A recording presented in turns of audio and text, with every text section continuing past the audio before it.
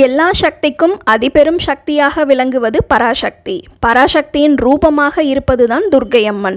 நம்முடைய வாழ்க்கையில் நடக்கிற எல்லா பிரச்சனைகளையும் தீர்த்து வைக்கக்கூடியவள். இந்த துர்க்கை அம்மனை எந்தெந்த கிழமையில் வழிபடணும்னா, ராகு காலத்தில் குங்கும அர்ச்சனை செய்து வழிபடுறது ரொம்பவே விசேஷமானது.